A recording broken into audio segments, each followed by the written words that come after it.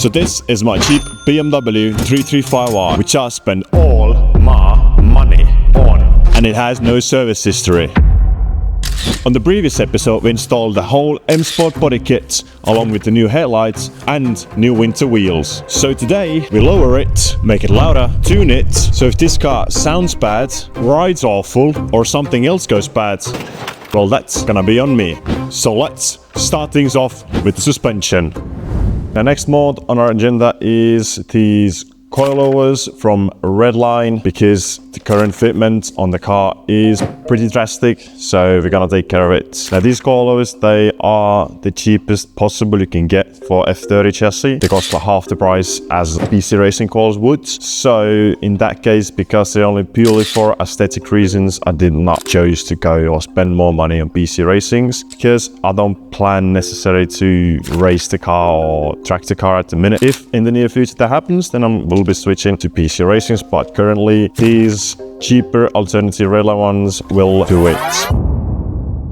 We're starting things off with the rear coilovers, as they are easier than the fronts. After removing the wheel, we are then gonna use the jack to support the lower control arm, so the spring will not just fly out. We already removed the aero shield from the bottom of the whole assembly. Next up, we are undoing the two bolts to lower the lower control arm. Once that's done, we are able to get the whole spring out. Now, to get to the shock absorber, we are removing the 3 bolts that go into the body on the top mount. And once they're loose, we are ready to lift the shock absorber out. Next up, we need to assemble our coilovers. And for that, we need to transfer the top mount brackets from the old shock absorber onto our new coilover shock absorber. And by no means are we professional mechanics. This is both our first time installing coilovers and even working on cars. To install the new coilovers is easy, according to the video. You saw us previously slide the new shock absorbers in, and now you see us torquing the top mount bolts. Once the top mount has been torqued off, we are then ready to install our new spring and put back the 2 bolts to secure the lower control arm. Then back on goes the wheel.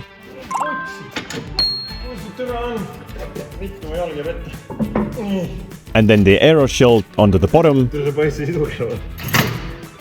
And with that, one side of the coilovers is done, and on to the next.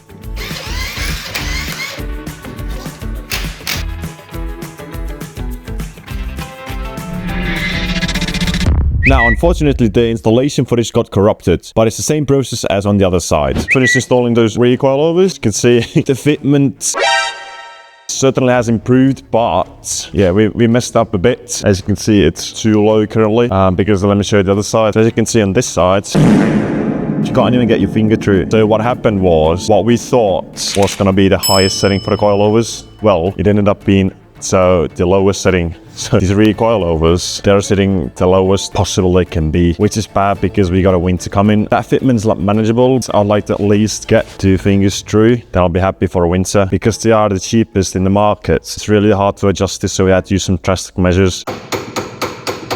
This needs to be taken care of, so we'll be doing that. Another lesson learned. Next time we'll be smarter. Anyway, let's start off with the front coilovers. First, we need to get the car on jack stands. Now, because my carriage has a canal in it, which meant we had to get creative in order us to lift the car up from the center jacking point. Look at this shit on some, what you call them, planks. We lifted that on planks. Then we're gonna remove the sway bar end link, after which we're gonna go ahead and remove the compression knuckle bolts. Now we're gonna use spindle spreader or spindle knuckle. Loosen this compression knuckle here. Twist it like this, and then you twist it, open it up. As you can see, someone's done a dirty job here. Forgotten to put the brake pad wear sensor in. It's been zip tied to the sensor, so it doesn't lead anywhere. Believe it or not, that wasn't me. But once we got the knuckle decompressed, we are ready to remove the strut's top mount. Now that we got the old strut out, we need to transfer the top strut mount from the old shock absorber onto our new coilover. Now, removing the top strut mount can get dangerous if not done properly, which is why we are using the spring compressor tool to avoid any mishaps. Now, after we gotten the top strut mount off, then we are ready to put it back onto our new coilover. Once that's on, we are ready to install it onto the car. But this is where I run into a bit of a problem, and I had to take it all off again. Right, so why we had to take off the coilover, because as seen on the original coilover or the shock absorber, right, see, this one doesn't have any brackets down below here, and all the videos that I looked at on the internet, even the PC racing and the MTSs, none of them have this bottom bracket here that we have currently on our redline coilovers, as you can see. And now what this stops us doing is there should be a bolt that goes through, or it shouldn't go through. That then secures the compression knuckle, and that's what allows it to not move in there. Our solution is we're gonna get an angle grinder out and just grind it off and then just smoothen the surface out, and hopefully that works. Now, it isn't the best solution, I'll admit, but it's the best solution we can think of out of a bad situation without having to spend big money on a proper set of coilovers. So let's see if it works.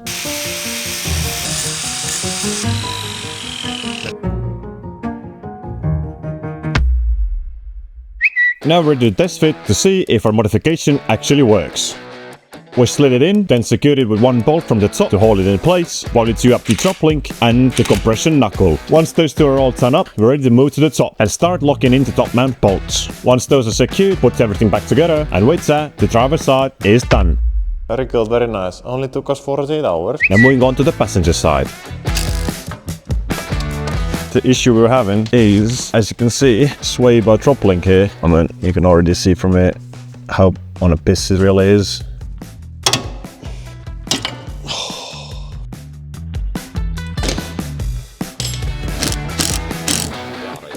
And with that, the coilovers are installed.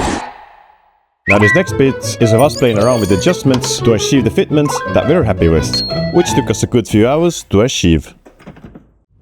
And next mode we're gonna be installing is going to be the downpipe. This single part here frees up crazy amount of power without touching anything else. Only thing you need to do is you need to tune it with your mobile. So let's go here how it sounds before the downpipe and how it's gonna sound after.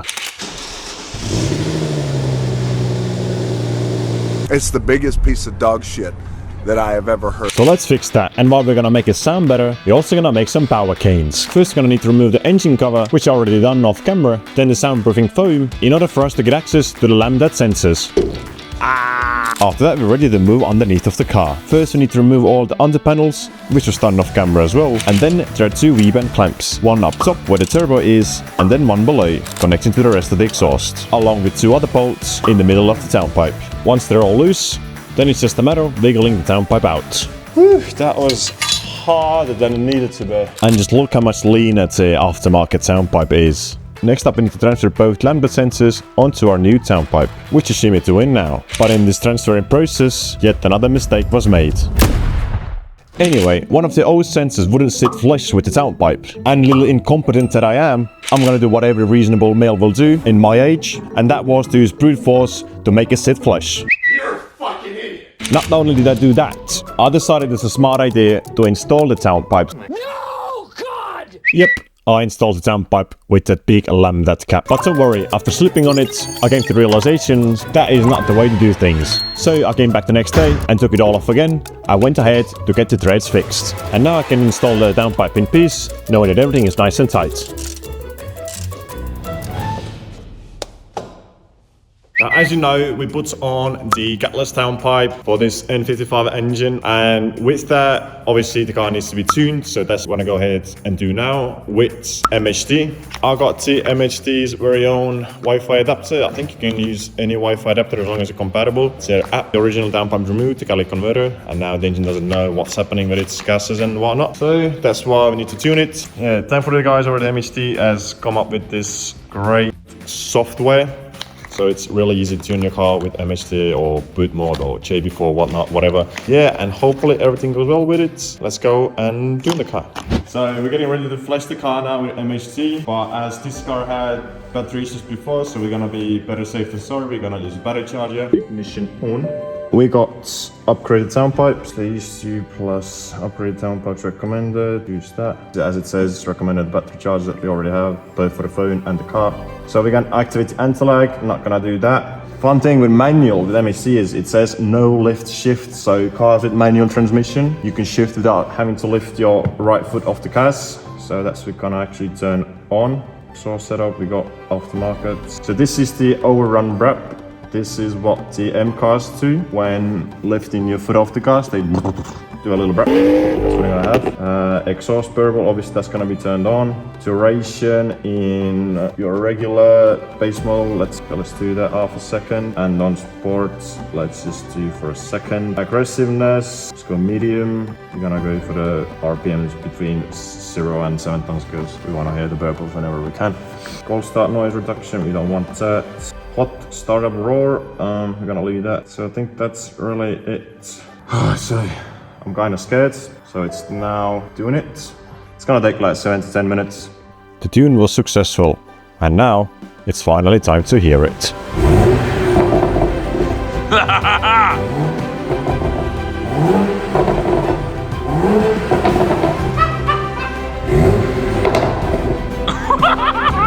Men really are simple creatures.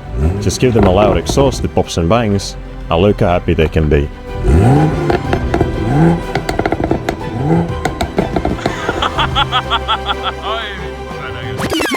But there's still one more thing left to do on the exhaust before I can hear the final product, and that's the resonator delete.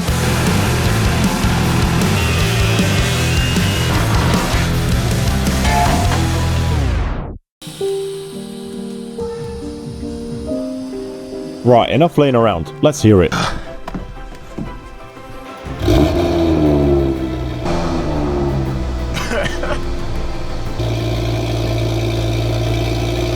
If my emotions didn't give it away already, I really like how the new exhaust sounds. Let me know what you guys think, whether it's a win or a lose. Anyway, and here is a few revs in the cold.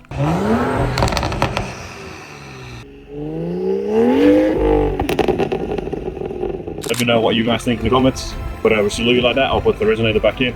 And with that, the exhaust is complete. So as you know, we just finished installing the downpipe. Put a nice cheeky little tune on it, because the car is now tuned. I hope it's producing more horsepower than it came from the factory with. Next up, what we're going to be doing is maintenance. So that's why we got 1, 2, 3, 4, 5, 6, 7, 8. 8 liters of oil filter, and then probably can see there's a lot of more liquids, pulleys, belts down here, which we're gonna be doing on a later date. But for now, we're just gonna do a nice little oil change. And if you wonder why we have 8 bottles of oil, it is because those cars may suffer from oil starvation if you're too hard driving. And as you know, we got a winter coming up and it's snowy, so I just can't help myself to just, you know, take a little traction off and, you know, slide every once in a while. Obviously, it's not going to be as hard cornering as it would be on pure asphalt or on dry asphalt, but still better to be safer than sorry. So that's why it is recommended to put 6.5 liters. Why we're going to go a liter above it, so we're going to put 7.5. So let's do an oil change to avoid any unnecessary problems. Believe it or not, it's actually my first time doing an oil change, but luckily it's an easy task. Just locate the drain plug and drain the oil, remove the filter, put new gaskets on your new filter, then torque the filter to spec, and also torque your drain plug, and as a last step, add your oil. And with that, one maintenance bit is ticked off. So next up, what we're going to be doing is we're going to change the differential oil using this syringe, I believe it's called. Well, we can't change it because I'm missing the sockets that I need. Very good, very nice. While we can't change differential oil because of missing sockets, what we can do is change the gearbox oil.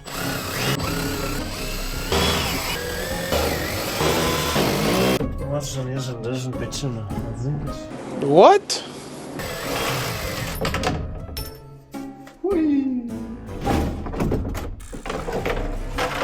Which one of you is a train bloke?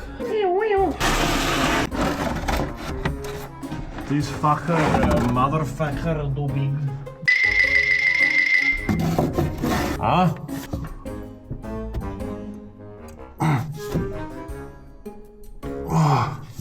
Mida vittu?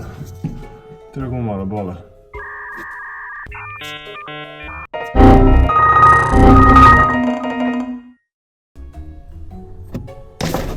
Oh!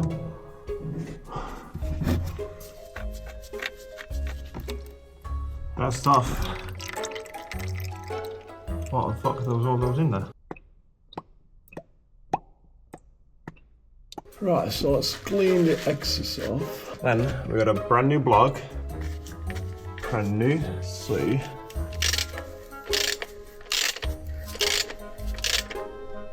Oh my god, this is always scary. So you can obviously use any oil you want. I'm using Feb 75W80. That was recommended on the FCP Euro website. That's what I'm gonna use. But first, we are gonna need to get the fuel plug off. Ah, you prick. Ah! I hit my head. There shouldn't be any oil coming out. It's the almighty syringe. Oh, this is gonna be so fun. Holy fuck, how this thing stinks. Guys, honestly, I have no idea what I'm doing.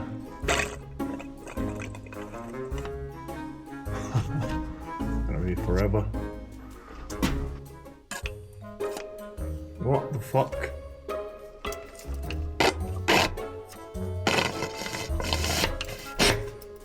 No minute.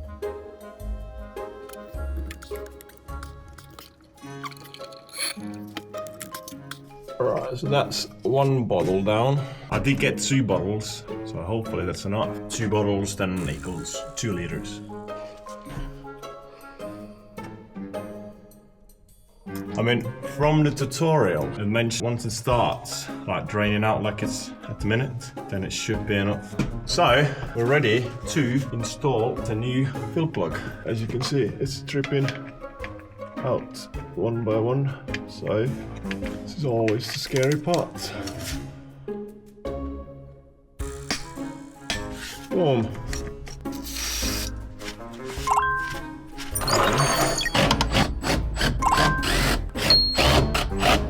Gearbox oil change is done.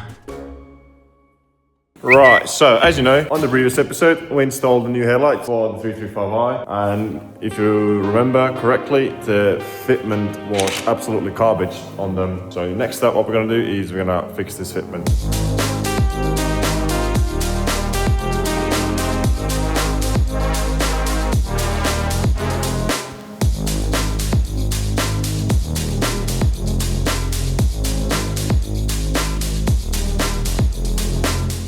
I got the headlights finally adjusted to the point where I'm happy with. Still not perfect. As you know, the whole front end is from Asia, so the fitment's not gonna be the best, especially with the headlights. But if you look at it from further away or down here, I mean, it looks somewhat decent. Hood and the bonnet cap is same all along the bumper. There is still a bit of a gap between the headlights and the bonnet, but it's not as bad as it was previously. I'm happy how it currently stands. Thank you guys so much for your attention, for watching this video. This is where this episode ends. If you liked the video, please leave a like, and also if you haven't subscribe to stay up to date for the next episode where we're gonna be doing a pretty big repair on this. It's gonna be quite a big job, so stay tuned for that, and leave a comment on what should we do with this thing, because I low-key wanna make a big drift build out of it. Obviously, we all know how N55s are with drifting. They don't. And yeah, we'll see you on the next one.